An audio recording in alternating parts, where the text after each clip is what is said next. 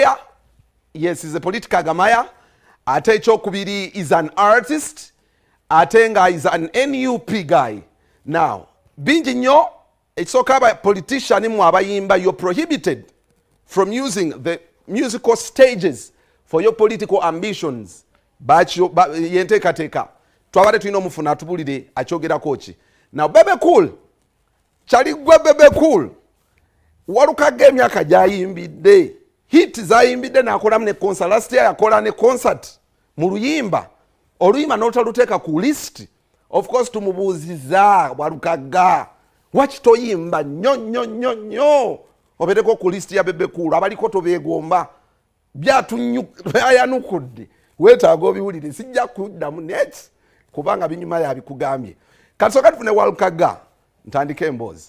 Abantu badde beebuuzanga bakubuuza wakatosoma comment nga bagamba no walukaga yimba bulungi ne bwe tuuka mu January etabeera ku Bebe Cool list buzibu ki yeteyegomba gibeera temukwatagana buzibu ki tetukwatagana ate tuyinza era tetulikwatagana tanjagala simwagala ddala kugamba ebigambo bino tanjagala simwagala tambuuza simubuuza tamisinga simumisinga tagenda kundaba uwe ne wange tajjanga buli mwaka nkola ebibadde mu mwaka okuva 2017 nange siyimbanga ko ngamba nti Bebe Cool akola list ngeri gyatanjogerako nange saagala mukola kumwogerako tuyina ebitwawula bingi nnyo ekitugatta kuyimba nyimba message nnyo ayimba mutali message n'akamu kitegeeza twawukana nnyo si kasasiro ayimba mutali message n'akamu njagala nnyo Kyagulanyi Bobi Wine obulamu bwange bonna tayagala Kyagulanyi n'akamu era olabira ddala nti tetukwatagana n'akamu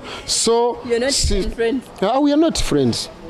Actually that guy ayina ebintu abitwalira ddala nga oba busungu bungi oba kiki oba naye ate mmanyi yasoma naye ngirabika tyatuuka ku university.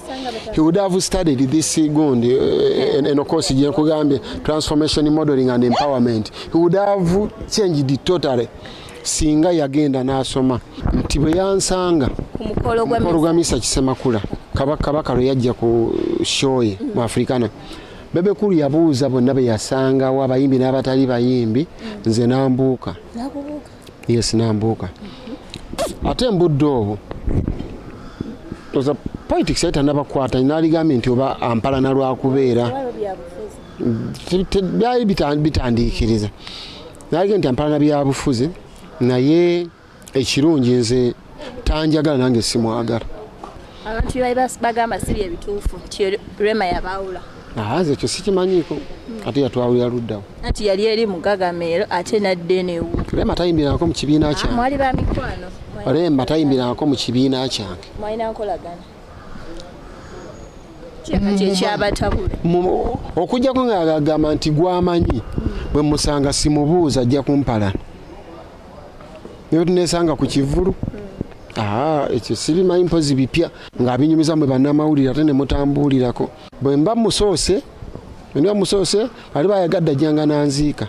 Naye bwali bansoose kijja kuba kirala mukungubagana nge njagenda nkoleki naye nga wano tetukolagana simanyi nsonga zaffe gye zaava ate bwe kikyo singa ogujjukirako 2023 ngujjukirako nti gwe mwaka mwena salirawo nenzirayo okusoma ku university ne kola intake zange ku gwali mwezi gwa 8 nenyingira ku St. Lawrence University gyendi ndi ku Bachelor of Public Administration and Management so sirigwerabira oluvannyuma lw'emyaka kumpi nga 20 nga nava mu ssomero nembeera nga nkomawo nsome mbeere nga nfuna degree eyo njagala mbeere the first kadonkamu artist in Uganda bukyanga abaawo okufuna degree simumanyiyo ajiri njagala nyonye ebyafaayo ng'ebintu ebisinga nze nga bagambye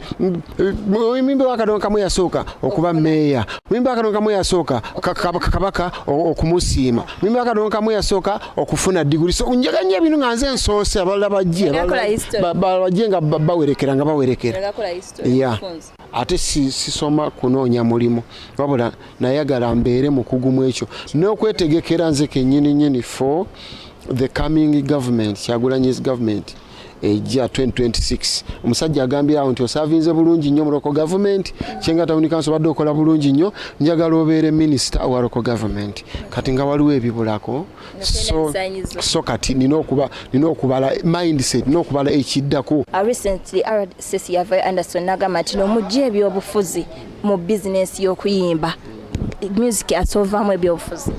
Nedda mwami Bulola alabika aliko kizibu nga ye omuntu ng'omuyimbi tosobola and omuyimbi ye government taba muntu abantu ye government olwo tuba twogera tusoma ku government byeyakola byeri mukola ne byejjokola obwo bukofiira bokebera obwabo obuli original obw'amagye oba bwebwo abasajja baliko kikyamu kikumutwe zentuufu ze z'amagye ezo kati ng'ate abaabwe bali mu kutambula nti no muzeeyi tova ku layini bali mu kwoza muhoozi MK kakati fe atugaana ngaani obwaffe bwabyalaani obwabwe tebamanyi gye babujja bateekeko nga siiru balaba zetuteeka ku tiketi nti eno origino eno feke bateekeko siiru batusanga ne kali akatuufu akali origino bagambe nti wakajje luddawa awo ne bwonvunaana nengezo ali nguze kisweta kyalinga omwana ntungiramu awo nteeke ku mutwe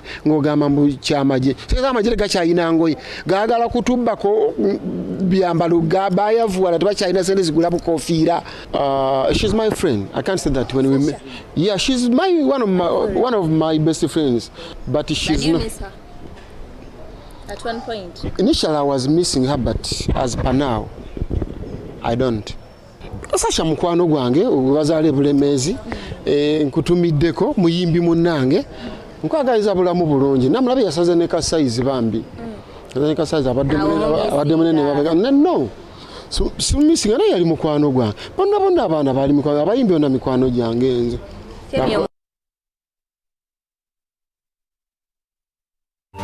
ekiriko